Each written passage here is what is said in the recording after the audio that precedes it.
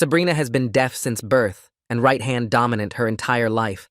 Something as fundamental to who she is as the color of her eyes or the sound of her laugh that I could hear, but she never would. When we were kids, probably no older than 8 and 10, we made a pact after watching some ridiculous action movie where the hero had a secret distress signal. We were dramatic kids who watched too many spy movies, the kind who built blanket forts and pretended they were safe houses, who whispered about escape routes and code words like we were living in some grand adventure instead of a quiet suburban neighborhood where the biggest danger was Mrs. Henderson's aggressive sprinkler system. But we shook on it, linked our pinkies together with the kind of solemnity only children can muster, and made our promise. Left hand equals help me. Left hand means real danger, the kind you can't talk your way out of, the kind that requires someone else to see what you're too scared to say out loud. 23 years had passed since that summer afternoon in our backyard. 23 years of Sunday dinners and birthday parties and graduations and holidays, and she'd never used it once, not even as a joke, because we both understood on some level that you don't joke about the emergency signal, you keep it sacred and hope to God you never need it. Every Sunday dinner would be at my parents' house, a tradition as reliable as the sunrise, where the table would groan under the weight of my mom's cooking, and the conversation would flow in a mixture of voices and hands, creating this beautiful chaos that was uniquely ours. Sabrina arrived with Brandon that particular Sunday, my childhood best friend, the guy I'd known since we were both gap-toothed kids, trading Pokemon cards at recess, the one everyone's favorite because he had this way of making you feel like you were the most important person in the room when he talked to you.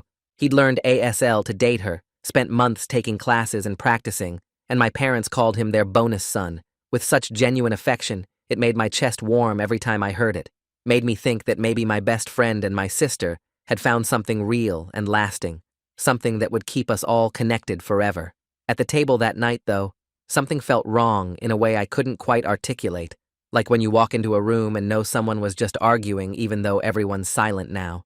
Sabrina barely ate, her fork pushing food around her plate in listless circles while the rest of us laughed and talked, while Brandon cut her food without asking, his knife scraping against the ceramic in this methodical, possessive way that made my stomach clench even though I couldn't explain why.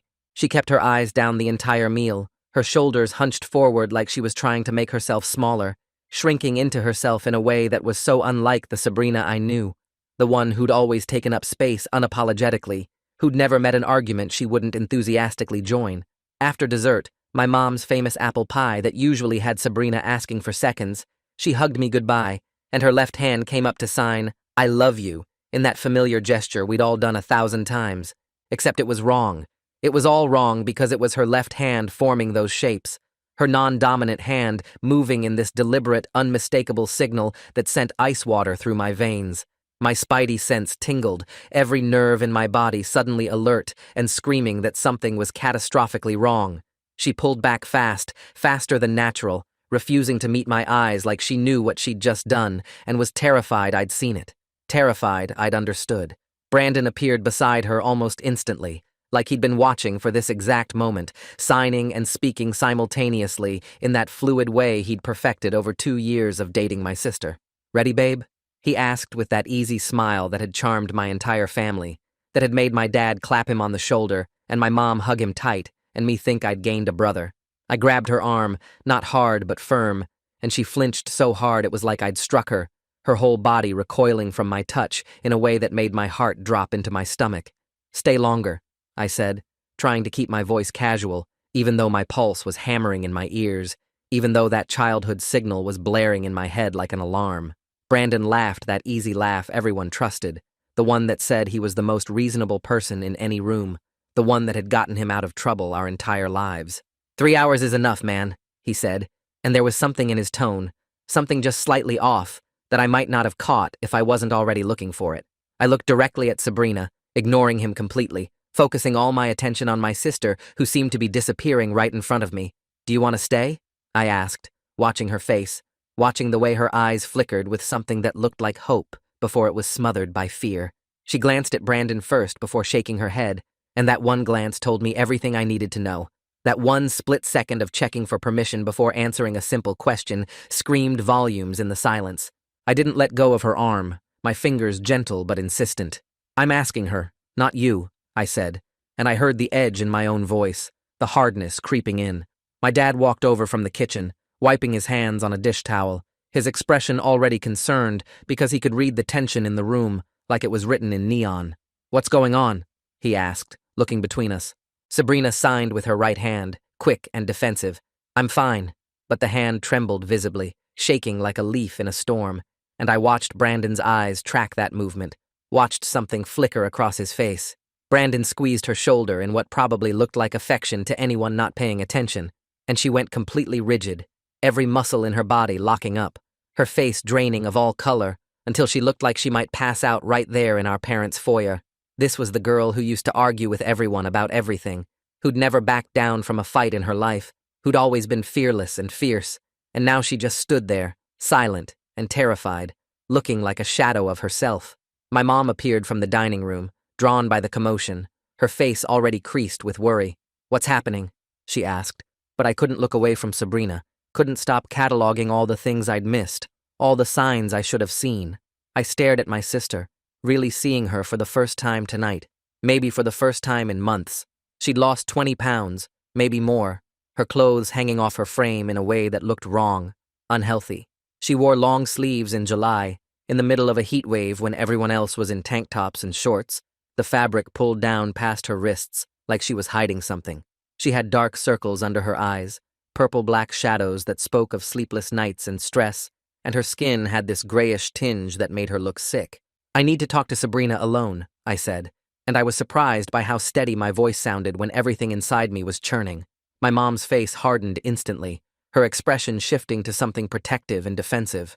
"After everything Brandon has done for this family?" she said, and I could hear the disbelief in her voice, the accusation that I was being unreasonable, ungrateful, crazy. Brandon held up his hands in that patient gesture everyone loved so much, that martyred tolerance that made him look like the reasonable one, like I was the problem. "Sabrina, do you want to talk to your brother alone?" he asked, and the question sounded so reasonable, so caring, except I watched him watch her, watched the way his eyes carried a message that his words didn't. Sabrina looked at him, then at me, then shook her head, and I knew she was too scared to say yes, too terrified of what would happen later if she agreed. "Show me your arms, Sabrina," I said, and my voice came out harder than I intended, desperate and demanding. The room went completely silent, everyone frozen in this tableau of confusion and tension, the air so thick you could choke on it. "Take off the sweater," I said, and I heard my mom gasp behind me. My dad stepped toward me, his hand reaching out like he was going to physically move me. "You don't get to demand anything," he said, his voice carrying that parental authority that had made me comply my whole life. "If everything's fine, she can show me," I said, holding my ground, planting my feet, and refusing to back down, even though I could feel everyone's anger and confusion pressing against me like a physical force. Brandon's voice stayed eerily calm, too calm, unnaturally smooth. "You're being crazy," he said, and the word was chosen deliberately, designed to make me doubt myself, to make everyone else doubt me. Sabrina turned to Brandon and signed something desperate and fast, her hands moving in frantic shapes I couldn't quite follow, and I saw the plea in her movement, the begging quality of it. He nodded slowly, deliberately, put his arm around her in what looked like comfort, but felt like possession, and started moving her toward the door with this gentle but inexorable pressure. I stepped in front of them, blocking their path, making myself an obstacle they couldn't ignore. "Sabrina, look at me," I said, and my voice cracked on her name. She did for just 1 second, just one horrible second where our eyes met, and in that second, I saw pure terror in her eyes, the kind of fear that makes your blood run cold, that makes you understand that you're looking at someone who is drowning and can't scream for help. Brandon pulled her faster toward the exit, his movements becoming more urgent, less careful about maintaining the facade. My dad's voice went hard and threatening, a tone I'd only heard a handful of times in my life. "Move. Now," he ordered, and I could feel the weight of his disapproval, could feel my mom's hands on my arm trying to pull me aside. "Not until Sabrina signs it herself," I said, refusing to budge even an inch, my body a wall between them and the door. "Not through Brandon," I added, because that felt important, crucial even, that she speak for herself, that her words come unfiltered and uninterpreted. Brandon was clearly losing his patience now, the mask slipping at the edges, his jaw clenched tight.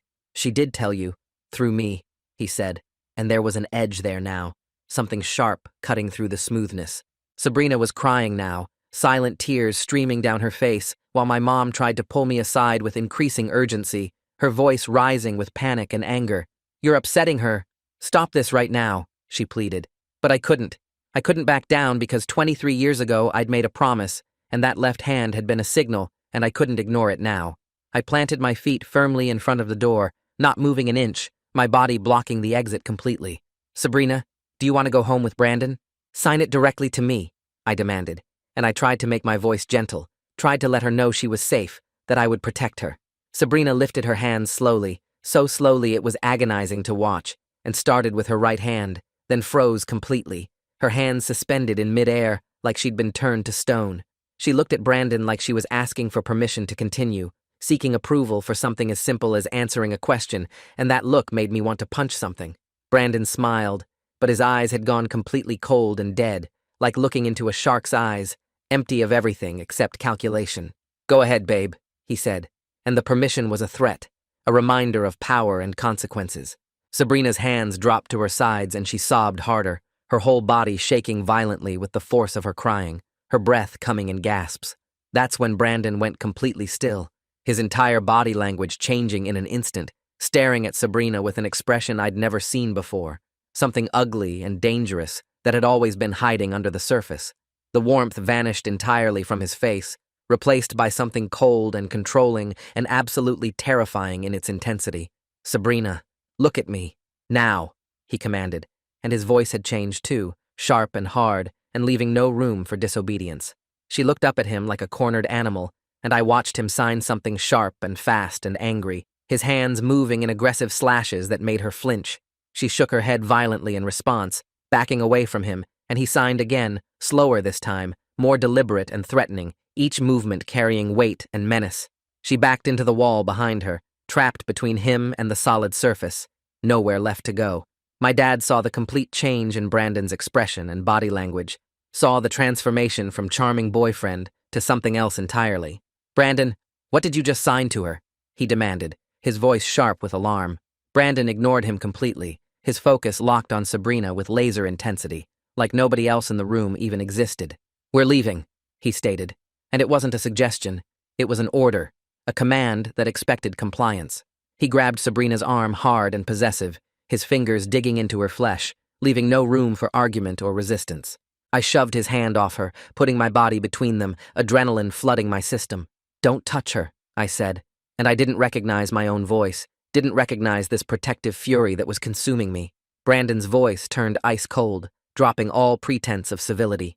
"Get out of my way," he said, and there was no more mask, no more pretending. The nice guy was completely gone, replaced by this cold, controlling presence that had probably always been there underneath.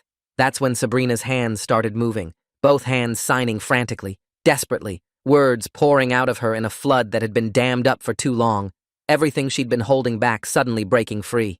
My mom gasped, her hand flying to her mouth, and started translating through tears, her voice breaking as she spoke the words Sabrina's hands were forming. 6 months of isolation, of being cut off from everyone and everything she knew. Brandon monitoring everything, every single text message, every phone call, every email, reading them all, controlling who she talked to and what she said, telling her what to wear, what to eat, when to sleep, controlling every aspect of her life down to the smallest detail. He'd been using his ASL to lie for her, deliberately changing her words when he interpreted for others, making her sound happy and grateful and in love when she was screaming for help in a language only he could hear. My dad grabbed Brandon, his patience finally snapping, and shoved him toward the door with force, anger radiating from every line of his body. Brandon looked back at Sabrina with dead eyes, eyes that held no warmth or love or humanity. "You're nothing without me," he said, and the words were meant to wound, meant to control even as he was being forced out. My dad threw him out physically, pushed him through the door and locked it behind him, the deadbolt sliding home with a solid click. Brandon's car screeched away into the night, the sound of his tires screaming against the pavement fading into the distance. Sabrina collapsed on the couch, her body giving out, still signing even as she fell, the words continuing to pour out. Bruises covered both arms, purple and yellow and green marks in the shape of fingers, evidence of violence that the long sleeves had hidden. Brandon had hidden her hearing aids, cutting off even the small amount of sound she could access, isolating her further. He'd isolated her from the deaf community, from the people who understood her, from the connections that had always sustained her. He'd bought a ring to propose next month, planning to trap her permanently, to lock her into this nightmare forever. Her hands finally stopped moving, and she looked at me, exhausted, drained, empty. "I didn't think you'd remember," she signed, her movements slow and tired. "We were kids," she added, like our childhood pact was too small and silly to have survived into adulthood. My mom held Sabrina tight, gathering her into her arms like she was still a little girl. "We should have seen it," she whispered, rocking her daughter, tears streaming down her face. My dad checked the locks, double-checking and triple-checking, making sure Brandon couldn't get back in. "I'm sorry," he said, his voice thick with emotion and regret. Sabrina leaned into them, finally safe, finally home, finally able to breathe without fear. I sat beside her on the couch, close enough to touch, to protect, to remind her she wasn't alone.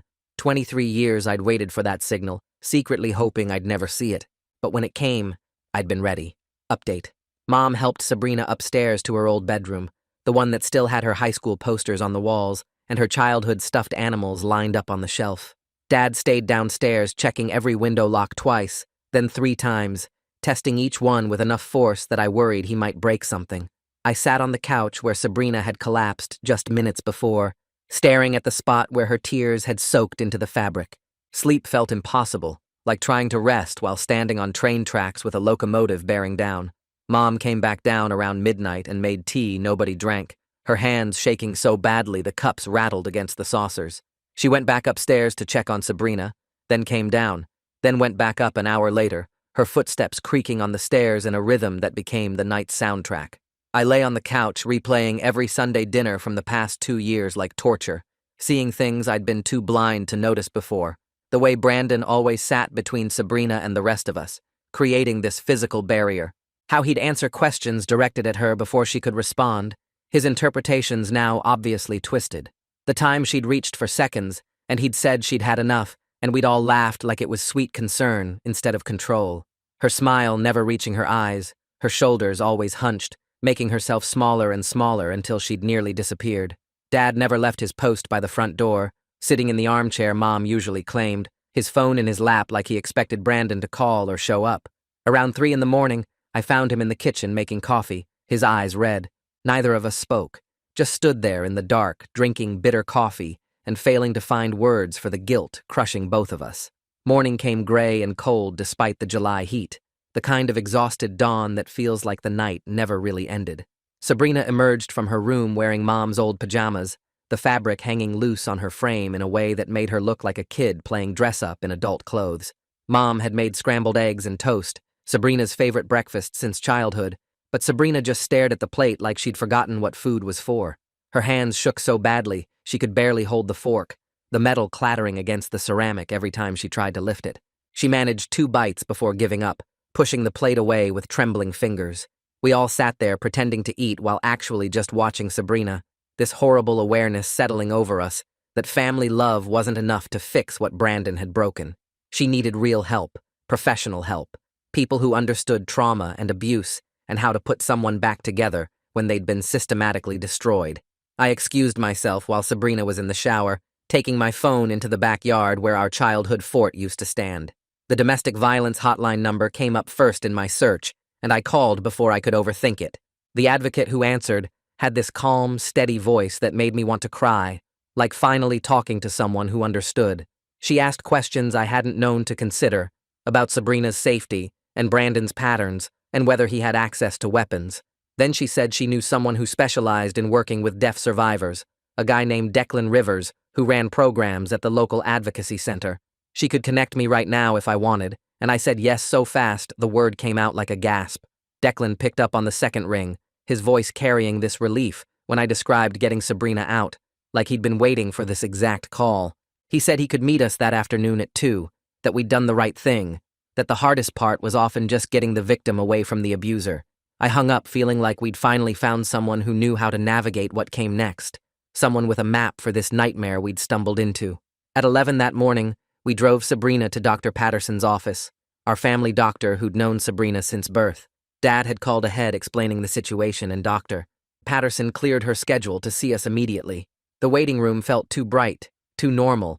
Magazines about gardening and healthy recipes like the world outside wasn't full of people hurting each other.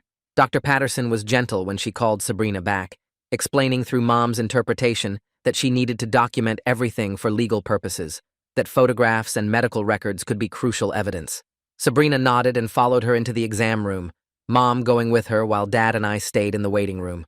We sat in those uncomfortable plastic chairs, not talking, both of us struggling with rage that had nowhere useful to go. Through the closed door, we could hear Sabrina crying, these quiet sobs that somehow hurt worse than screaming would have. Dr. Patterson took photos of bruises on both arms, her ribs, her back, all the places long sleeves and baggy clothes had hidden. Some were fresh, purple and tender, while others had faded to yellow and green, proof this had been going on for months. The exam took 40 minutes that felt like hours, and when they came out, Mom's eyes were swollen from crying, and Sabrina looked hollowed out, like the documentation had cost her something vital. Dr. Patterson handed Mom a thick folder of records and photos, her expression tight with anger she was trying to keep professional. My phone started buzzing around noon, Brandon's name lighting up the screen with texts that came in rapid succession. The first one said he loved Sabrina, and he was sorry, that he'd made mistakes, but they could work through this. 20 minutes later, another text came through saying Sabrina was nothing without him, and I was going to regret turning her against him. Then another apology, then another threat, this wild swing between begging and menacing that showed exactly how unstable he'd become.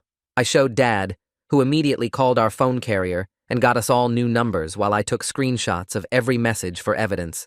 The advocacy center was a low brick building near downtown, the kind of place you'd drive past 100 times without noticing. Declan met us in the lobby, a tall guy maybe in his 40s with kind eyes and this immediate competence that made me trust him. He'd brought Carly Schaefer with him, an ASL interpreter and advocate who Sabrina could communicate with directly. For the first time since last night, I watched Sabrina's hands move freely, signing with Carly without that constant fear of Brandon watching and controlling her words. They talked for almost an hour, Sabrina's hands getting faster and more animated as she realized Carly was actually listening, actually understanding, not filtering everything through Brandon's translations. Declan explained to Mom, Dad, and me about typical patterns of abuse in deaf relationships, how abusers often use language access as the primary control mechanism. They isolate victims from the deaf community, control all interpretation, manipulate what gets communicated to hearing family members. Brandon had been doing exactly that, changing Sabrina's words whenever he interpreted for her, making her sound happy and grateful when she was screaming for help in a language only he could hear. Declan's voice got serious when he talked about the next 48 hours, explaining that getting Sabrina out was just the first step. Statistically, this was the most dangerous time, when the abuser had lost control and might escalate to get it back. We needed to move quickly on legal protections, especially a restraining order that would make it a crime for Brandon to contact or approach Sabrina. We started the paperwork right there in his office, Carly interpreting everything directly for Sabrina, so she understood and consented to each step. The forms asked for specific incidents, dates, descriptions of abuse, and Sabrina's hands moved steadily as she recounted details that made Mom grip the arms of her chair. By evening, Dad had hired a locksmith who showed up with a van full of equipment. He changed every lock on every door, installed deadbolts that required keys from both sides, added chain locks and security bars. While he worked, another guy from a security company set up cameras covering all entrances, motion sensors on the windows, a monitored alarm system that would alert police if triggered. Our quiet suburban home was turning into a fortress, and I hated that this was necessary. Hated that Sabrina couldn't feel safe in the place where she grew up. But watching Dad oversee every installation with this fierce determination, I understood he was doing the only thing he could to protect his daughter. That night, a judge reviewed Sabrina's written statement and the medical photos Dr. Patterson had taken. The emergency restraining order got approved within hours, legally requiring Brandon to stay at least 500 feet away from Sabrina, our family home, and any place he knew she went regularly. Violation meant immediate arrest, no questions asked. Declan called to tell us the news, and we all breathed a little easier, though he warned that restraining orders were just paper, and Brandon's compliance depended on his self-control, which clearly wasn't reliable. The next morning, Detective Winston McGee from the Domestic Violence Unit came to take Sabrina's formal statement. He was patient and respectful, using Carly to interpret and taking breaks when Sabrina got overwhelmed by recounting specific incidents. Winston explained that based on her statement and the medical evidence, they had grounds for criminal charges including assault, unlawful restraint, and coercion. If convicted, Brandon could face actual jail time, years behind bars for what he'd done. The interview took 3 hours, Winston asking detailed questions about dates and times and specific acts of violence or control, building a case brick by brick. When Winston finally packed up his recorder and thick folder of notes, the afternoon sun was already slanting through the windows at that tired angle that meant hours had passed without any of us noticing. He shook Dad's hand at the door and told us someone from the prosecutor's office would be in touch soon about pressing formal charges, that the evidence was strong enough to make Brandon face real consequences.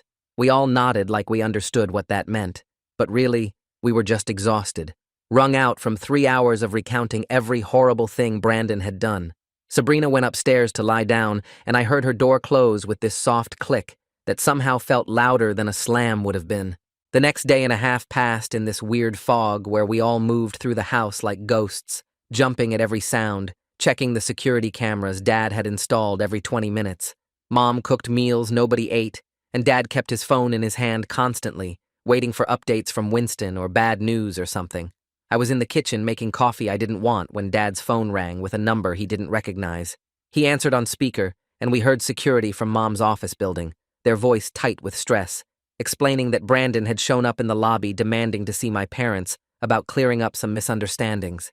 Mom's face went white, and she grabbed the phone, her hands shaking so bad she almost dropped it. The security guy said they'd already called the police per the restraining order instructions, that officers were on their way, and Brandon was getting loud and aggressive in the waiting area. Dad was already grabbing his keys, shouting that he was coming down there, but Mom stopped him with a hand on his arm and told security to keep Brandon there until the cops arrived, that under no circumstances should he be allowed to leave. We heard shouting in the background through the phone, Brandon's voice carrying that same smooth reasonableness that had fooled us all for 2 years, explaining to security that this was just a family misunderstanding and his girlfriend's brother had overreacted. Then we heard different voices, harder and more authoritative, and the security guard told us the police had arrived and were taking Brandon into custody right there in the parking lot. Mom sank into a chair and put her head in her hands while Dad stayed on the line getting details, writing down badge numbers and incident report information with this grim satisfaction on his face. Winston called an hour later to confirm Brandon had been arrested for violating the restraining order and was spending the night in county jail. His parents could bail him out in the morning, but the violation would be added to his criminal case. And Winston's voice actually sounded pleased when he explained this was good for us, that it showed the judge Brandon was dangerous and wouldn't follow court orders even when his freedom depended on it. I went upstairs to tell Sabrina and found her sitting on her bed staring at her phone, and when I signed the news, her whole body seemed to unclench like she'd been holding her breath since yesterday. That night, while Brandon sat in a jail cell probably plotting his next move, Sabrina came downstairs with her laptop and asked if Carly could come over to help her with something.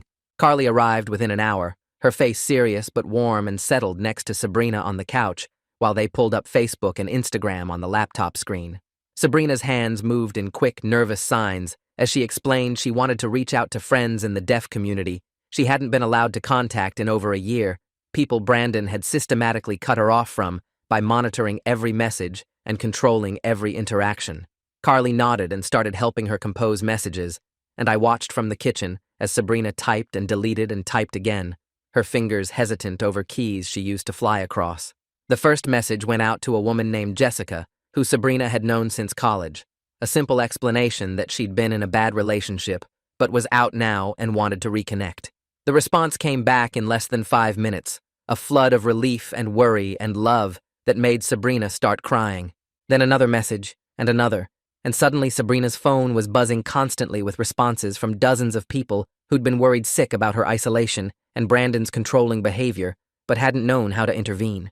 Women wrote long messages about noticing how Brandon always answered for Sabrina, how he'd made excuses for why she couldn't attend deaf community events, how something had felt wrong, but they doubted their instincts. 3 different women Sabrina had never met, sent private messages explaining that Brandon had dated them before Sabrina and shown similar red flags of control and possessiveness that had made them end things fast. One woman described how Brandon had tried to control her communication with her own deaf friends. Another talked about how he'd isolated her from her family and a third said he'd become threatening when she tried to break up with him. Sabrina read these messages with Carly, interpreting the longer ones, and I watched something shift in her face as she realized she wasn't uniquely broken or somehow deserving of Brandon's treatment, that he'd done this before and would have kept doing it. The next morning, Declan called with a referral to a therapist named Ava Livingston, who specialized in working with domestic violence survivors and had experience with deaf clients. I drove Sabrina to the appointment that afternoon, a small office in a converted house with soft lighting and comfortable chairs that felt deliberately calm. Ava was maybe 50, with kind eyes and hands that moved in fluid ASL as she introduced herself, explaining through Carly's interpretation that this first session was just about making Sabrina feel safe and starting to process what had happened. What actually happened was Sabrina cried for 45 minutes while Ava sat with her and validated every single thing she was feeling, explaining that what Brandon did was real abuse, and it wasn't Sabrina's fault, that her responses of fear and compliance were survival strategies and not weakness.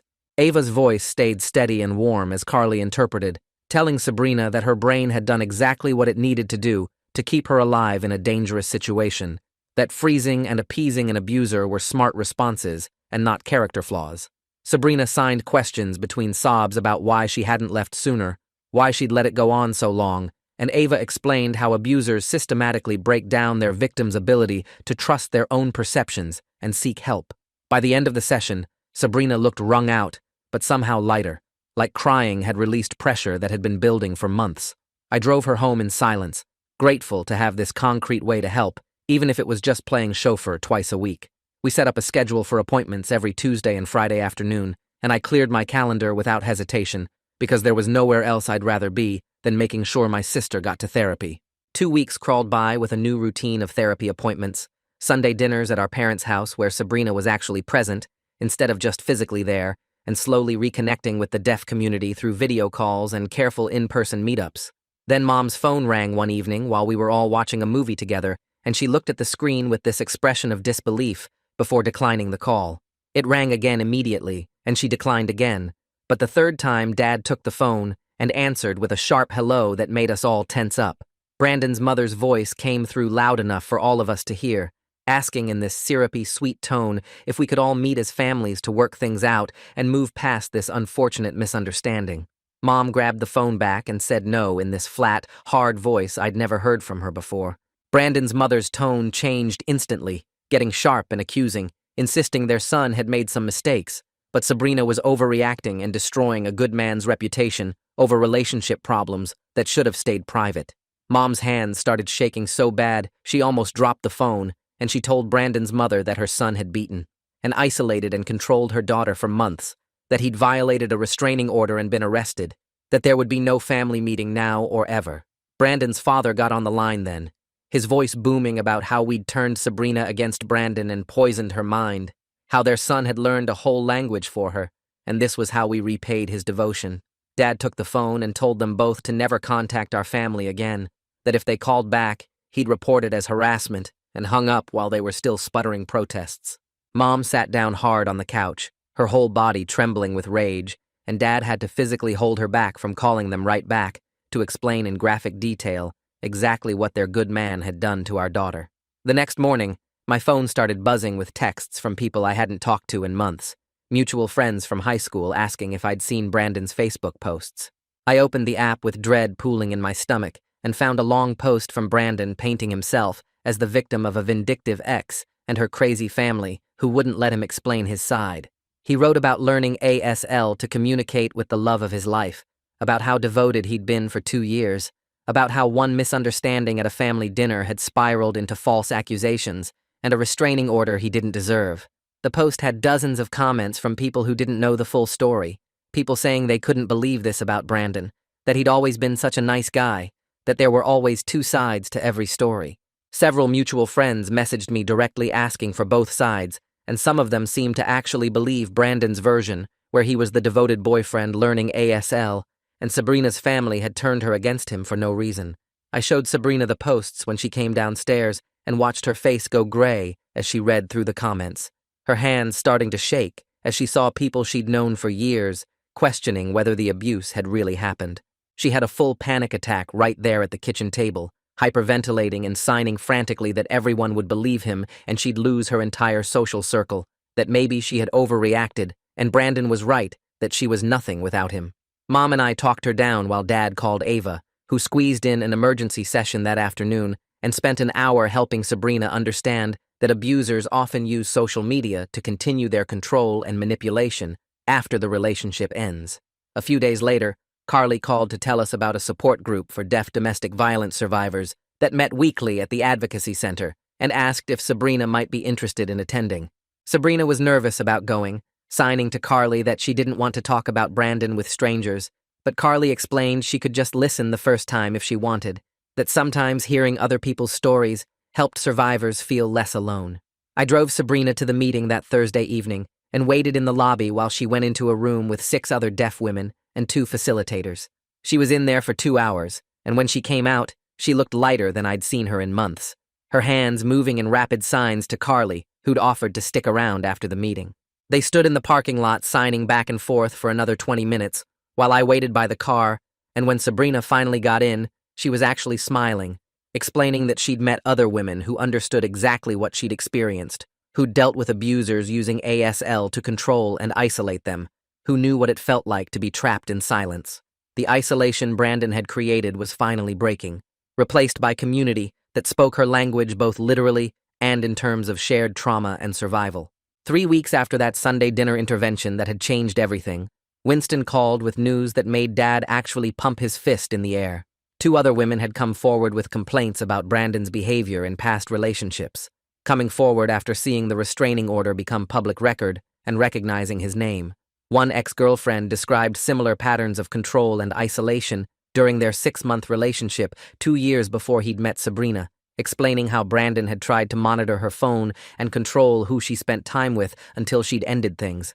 Another woman reported that Brandon had become threatening and showed up at her workplace repeatedly when she tried to break up with him, forcing her to get her own restraining order that had eventually expired. Winston connected us with the prosecutor handling the case, a guy named Ryan Chamberlain, who had this intensity in his voice. When he explained that pattern evidence significantly strengthened the case against Brandon, and he was moving forward with formal charges of assault, stalking, and unlawful restraint. Ryan said having multiple victims showing the same pattern of behavior made it much harder for Brandon's lawyer to claim this was just a misunderstanding or relationship dispute, that it established Brandon as someone who systematically abused romantic partners. The preliminary steps would take a few weeks, but Ryan was confident about getting a conviction that would put Brandon behind bars for real time. Brandon's criminal arraignment happened on a cold morning in early October, and Sabrina chose to attend with our whole family and Carly for support. We sat in the courthouse waiting area for an hour before Brandon was brought in, wearing clothes his parents must have brought him, looking smaller somehow without his usual charm turned on. His lawyer, some guy in an expensive suit his parents had probably mortgaged their house to afford, entered a not guilty plea in this bored voice, like this was just another Tuesday for him. I felt Sabrina tense beside me when Brandon's eyes swept the courtroom and landed on her, that same cold calculation in his gaze that I'd seen the night we threw him out. Ryan Chamberlain stood up and argued for high bail, given the restraining order violation and pattern of behavior with multiple victims, his voice carrying weight and authority that made the judge actually listen.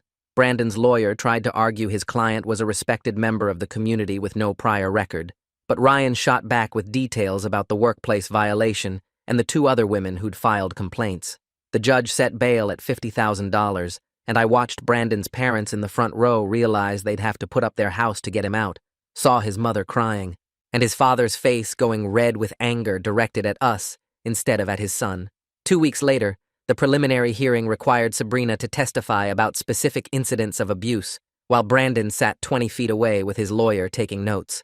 Carly stood beside Sabrina, interpreting every word she signed, and I watched my sister find strength I didn't know she still had, as she described being locked in their apartment for days at a time, having her hearing aids hidden. So she couldn't even access the small amount of sound she normally could, being told she was worthless and would never survive in the hearing world without Brandon's help navigating it. Her hands shook at first, but grew steadier as she signed about the bruises and the isolation, and the way Brandon had deliberately mistranslated her words to others to make her seem happy and grateful. Brandon's lawyer tried to ask questions that made it sound like normal relationship conflicts, but Ryan objected to almost everyone, and the judge sustained most of them. After 2 hours of testimony, the judge found sufficient evidence to move forward to trial and set a date for January, and Brandon's lawyer immediately started talking to Ryan about possible plea deals in the hallway outside the courtroom. That night after the hearing, Sabrina had her worst breakdown yet, sobbing in her childhood bedroom that she still sometimes missed Brandon or doubted whether the abuse had really been that bad. I sat with her while she cried, not knowing what to say, until Mom called Ava, who talked to Sabrina on video chat for over an hour. Ava explained this was completely normal, that abusive relationships create trauma bonds that don't disappear just because you're physically safe now, that Sabrina's brain was processing 2 years of conditioning that had told her Brandon's love and abuse were inseparable, and you couldn't have one without the other. The complexity of Sabrina's emotions, wanting her abuser punished but also grieving the relationship she thought she had, was somehow harder to watch than her physical injuries had been. Ava helped Sabrina understand that healing wasn't linear, that she'd have good days and days where she questioned everything, and that all of those responses were normal parts of recovering from trauma this deep. I couldn't sleep that night, lying in my bed staring at the ceiling while my brain replayed every Sunday dinner from the past 2 years on loop. The way Brandon always sat between Sabrina and the rest of us, creating this physical wall. How he'd answer questions before she could, his hands moving in signs we all trusted. That time she reached for seconds, and he said she'd had enough, and we laughed like it was sweet, instead of seeing it for the control it was. Her smile never reaching her eyes, her shoulders always hunched inward, making herself smaller and smaller until she nearly disappeared. Around 2 in the morning, I gave up on sleep and went downstairs to make coffee I didn't really want. Mom was already in the living room, sitting on the couch with photo albums spread across the coffee table. She looked up when I walked in, her eyes red and puffy. I sat down next to her, and she turned one of the albums toward me, pointing at a picture from last Thanksgiving. Brandon's arm was draped over Sabrina's shoulders in that casual way that looked affectionate, his smile wide and charming for the camera.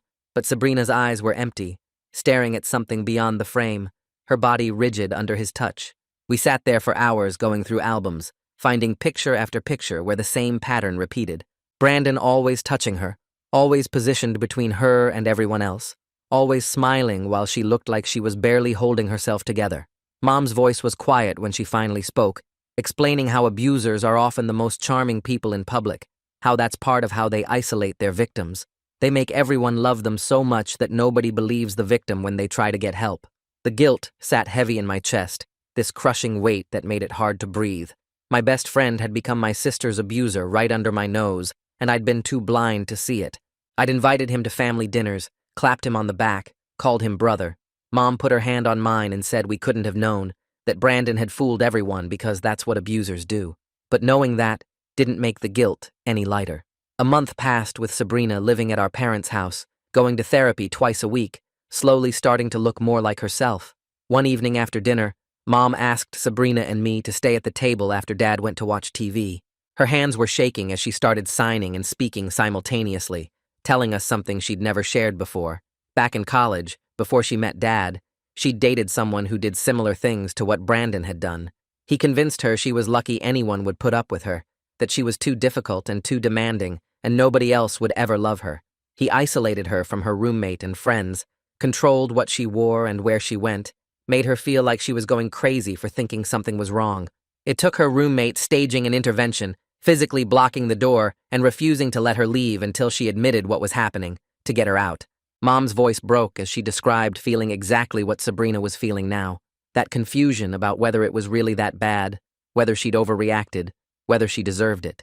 Sabrina started crying and reached across the table to hold Mom's hands, their fingers intertwining in this moment of shared understanding. I sat there realizing this trauma ran deeper in our family than any of us had known, that Mom's fierce protectiveness came from understanding exactly what Sabrina had survived. She knew what it felt like to be trapped, to doubt your own mind, to think you were alone. That night changed something between the three of us, creating this bond built on shared experience and survival.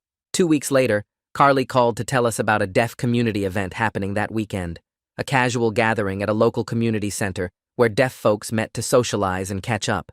Sabrina was nervous about going, signing that she hadn't seen most of these people in over a year, that Brandon had made excuses for why she couldn't attend. Carly offered to go with her for the first few events, until she felt comfortable going alone. I drove them both there on Saturday afternoon, watching through the window as Sabrina walked into the building. She came out 3 hours later looking lighter than I'd seen her in months, her hands moving rapidly as she signed to Carly about reconnecting with friends who'd been worried about her. Over the next few weeks, she started going regularly, first with Carly and then eventually by herself. She joined a deaf women's social group that met every Thursday evening. She signed up for an ASL poetry class at the community college, something she'd always wanted to try, but Brandon had told her was a waste of time. Watching her sign freely with other deaf people, laughing and animated in ways I hadn't seen in 2 years, showed me glimpses of my real sister returning from wherever Brandon's abuse had buried her. Her hands moved with confidence again, taking up space, expressing opinions, arguing about movies and books and politics the way she used to.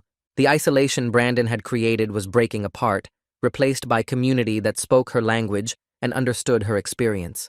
Then, one Tuesday morning, Sabrina's phone buzzed with a message from an account she didn't recognize. The profile picture was blank, and the username was just random letters and numbers, but the message was unmistakably Brandon. Paragraphs about how much he loved her and missed her, how they could work through this if she'd just talk to him. He said he'd learned from his mistakes, that he was getting help, that their love was too special to throw away over one bad night. Sabrina's hands shook as she showed me the message, her face going pale.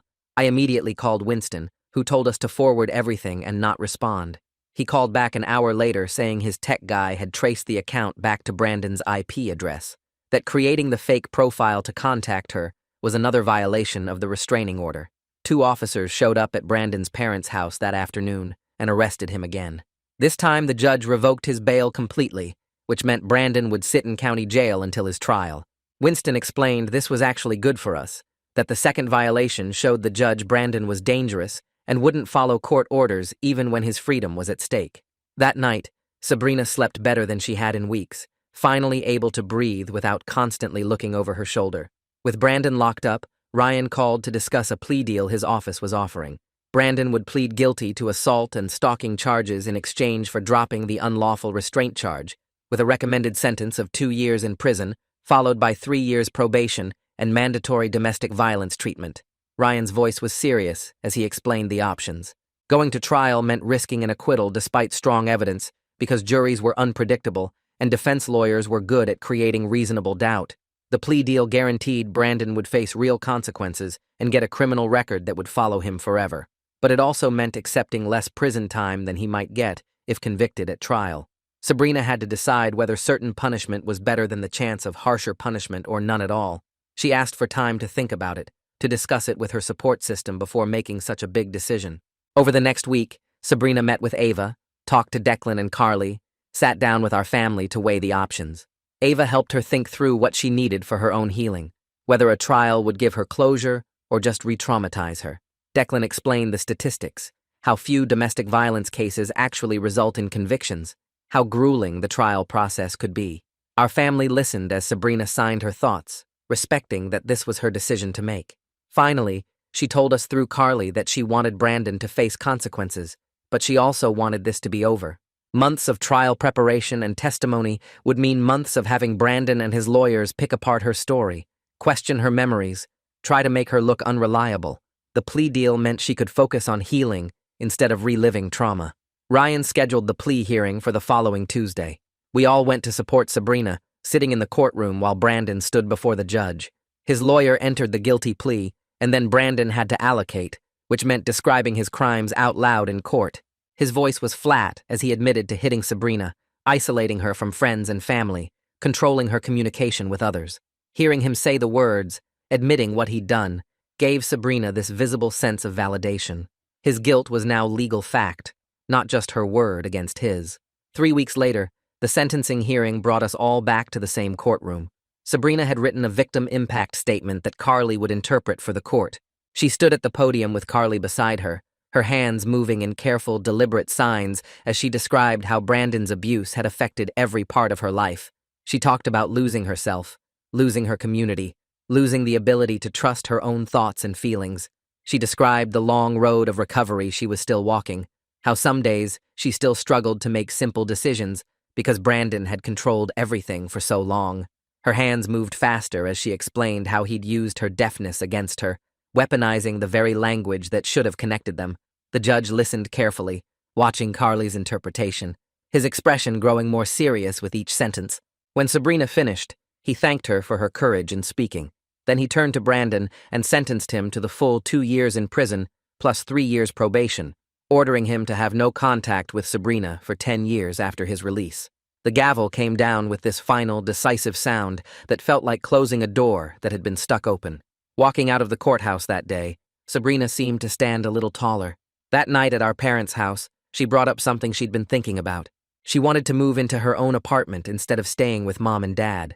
Ava supported the idea when Sabrina brought it up in therapy, explaining it was an important step toward reclaiming independence. We were all nervous about her living alone after everything, but Sabrina insisted she needed to prove to herself that she could be independent without Brandon and without us hovering. Part of healing was trusting herself to be safe, making her own choices, controlling her own space. Mom looked worried but nodded, understanding that holding on too tight would just be another form of control. We spent the next 2 months apartment hunting together every weekend. Sabrina had specific requirements based on what Ava and Declan had suggested. Good security with cameras and locked entry, close to the deaf community center where her support network was, near enough to our parents that family support was available, but not so close that we'd be tempted to drop by constantly. We looked at maybe 15 places before finding the right one, a second-floor unit in a building with a security system and an attentive property manager. The lease signing felt momentous, Sabrina's hand steady as she wrote her name.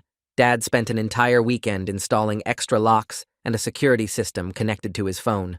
Mom filled the kitchen with groceries and cooking supplies.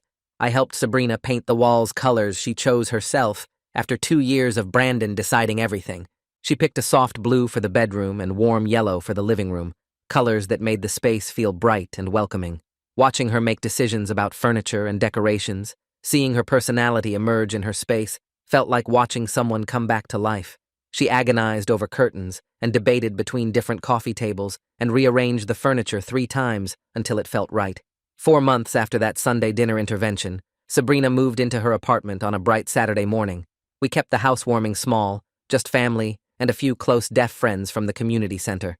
People brought food and helped arrange furniture and signed conversations that filled the space with warmth. Sabrina gave us all keys, but asked that we call before coming over because she needed to practice having boundaries and controlling her own space. Mom looked like she wanted to protest, but Dad squeezed her hand, and they both nodded, understanding this was important. That night, after everyone left, Sabrina video called to show us she was okay. Her hands moved in excited signs as she walked us through each room, showing off the decorations and the view from her window. She signed that it was scary, but also exciting to be alone in a space that was entirely hers, where no one was monitoring or controlling her. For the first time in 2 years, she could make every single decision about her own life, from what time she woke up to what she ate for dinner, to whether she wanted to stay up late reading. The apartment was more than just a place to live. It was proof that she could survive, that she could build a life beyond what Brandon had tried to destroy. 2 weeks after Sabrina moved into her apartment, she invited us over for Sunday dinner, the first one she'd cook herself in her own kitchen. Mom looked nervous about letting go of the tradition, but smiled when Sabrina signed that she wanted to try hosting, that it felt important to do this herself. We arrived to find her apartment smelling like garlic and herbs, the kitchen counter covered with ingredients she'd chosen at the grocery store without anyone telling her what to buy or how much to spend. She'd gained back maybe 15 pounds since that night 4 months ago, her face fuller and healthier looking, her arms no longer hidden under long sleeves but bare in a tank top she'd picked out herself. Her style had changed completely, brighter colors and patterns that Brandon never would have let her wear, clothes that fit her body instead of hanging loose to hide bruises that didn't exist anymore. She laughed while cooking, signing jokes to Carly who'd come along to help interpret, her hands moving with confidence and speed I hadn't seen in years. We sat around her small dining table eating pasta she'd made from scratch, and nobody mentioned Brandon's name, because Ava had told us to follow Sabrina's lead, to let her control when and how she talked about her trauma, instead of making it the center of every conversation. Dad asked about her job search, and Mom complimented the apartment decorations, and I helped clear plates. While Sabrina signed about maybe adopting a cat from the shelter, just normal family dinner talk that felt like the most important thing in the world after months of crisis and court dates and police reports. 6 months after that Sunday intervention, Sabrina video called me with news that made her hands shake with excitement rather than fear. She'd applied to go back to college to finish her degree in deaf education, the one she'd abandoned 2 years ago when Brandon convinced her she wasn't smart enough to be a teacher, that she'd just embarrass herself trying. The acceptance letter had arrived that morning, and she held it up to the camera, her smile so wide I could see it even through the pixelated video. She started classes in January and threw herself into studying with intensity that surprised all of us, her apartment filling up with textbooks and notebooks covered in scribbled notes. I'd stop by sometimes to find her at the kitchen table surrounded by papers, signing complaints about impossible assignments or professors who talked too fast, normal college student stress that felt like the best thing I'd ever witnessed. She celebrated her first A with ice cream and called Mom crying happy tears. When she passed a test, she'd been terrified of failing, building a life that had nothing to do with survival and everything to do with the future she was creating for herself. 3 months later, 9 months after Brandon went to prison, Sabrina mentioned she'd been talking to someone from the community center, a guy named Marcus, who knew about her past and still wanted to get to know her. Mom's face went tight with worry, but Sabrina signed that Ava said it was healthy to date again when she felt ready, that Marcus was patient and respectful and understood boundaries. We met him at Sunday dinner at Sabrina's apartment 2 weeks later, and the difference from Brandon was so clear it almost hurt to see. Marcus signed directly with Sabrina as an equal, their hands moving back and forth in rapid conversation we couldn't follow without Carly's help, neither one controlling or dominating the exchange. He asked Sabrina what she wanted to eat, what movie she wanted to watch, what time worked best for her, actually asking instead of deciding for her the way Brandon always had. When Sabrina signed that she was getting tired around 9, Marcus immediately stood up and thanked us for dinner, leaving without pressure or guilt or trying to convince her to let him stay longer. Sabrina walked him to the door and came back glowing in a way I'd never seen with Brandon, a happiness that came from being respected rather than controlled, from choosing someone who saw her as a whole person instead of something to possess. On the 1-year anniversary of that Sunday intervention, Sabrina asked me to meet her somewhere specific, and when I pulled up, I realized we were at our parents' old house, the backyard where we'd made that childhood pact 23 years ago. She was already there, sitting in the grass near where our blanket fort used to stand, and when I sat down beside her, she signed that she wanted to renew our promise, but make it better. She explained through slow, careful signs that she'd learned in therapy that the signal had saved her life, but she also needed to practice asking for help directly, using her words instead of hiding behind secret codes. I promised to trust her judgment about when she needed support while staying alert anyway, because that's what the promise had always meant, and we linked pinkies the way we had as kids. This time, we were both crying, understanding the weight of promises to protect each other in ways our younger selves couldn't have imagined, knowing that some promises get heavier with time instead of lighter. A month after that anniversary, our whole family started going to therapy together once a week, sitting in Ava's office processing the guilt and trauma of missing Sabrina's abuse for so long. The sessions were brutal, Mom crying about all the Sunday dinners where she'd praised Brandon while Sabrina suffered, Dad struggling with rage at himself for not seeing through the charm to the monster underneath. Ava helped us understand that healing wasn't a straight line for anyone, that Sabrina would have bad days, and we would too, that the goal wasn't erasing what happened, but learning to move forward while carrying it. We learned to support Sabrina's recovery without smothering her, to manage our own guilt without making it her responsibility to comfort us, to be present without hovering. The sessions taught us that love meant trusting Sabrina to know what she needed, even when our instinct was to protect her from everything. 2 years after that Sunday dinner intervention that changed all our lives, Sabrina walked across a stage in a blue graduation gown to receive her diploma with honors in deaf education. The auditorium was packed with our family, friends from the deaf community center, Carly and Declan and Ava, who'd all helped her get here, and Marcus sitting in the front row signing applause. She'd been hired to teach at a school for deaf children starting in the fall, her dream job doing work that mattered. At the graduation party in her apartment that night, Sabrina stood in the middle of her living room and signed a speech with Carly interpreting for the hearing people present. She thanked us for saving her life that night, but also for letting her rebuild it on her own terms, for trusting her to make her own choices even when we were scared. She wasn't the same person she'd been before Brandon, and she never would be, carrying effects of that trauma in ways that would probably last forever, but she was strong and independent and connected to community and purpose in ways that felt real and lasting. When she hugged me goodbye that night, both of us used our right hands to sign, "I love you," The normal way. The safe way. I was grateful we'd never need that left-hand signal again, but I knew I'd watch for it every single day for the rest of my life anyway. Because that's what family does. That's what promises mean, when you understand how much they cost and how much they're worth.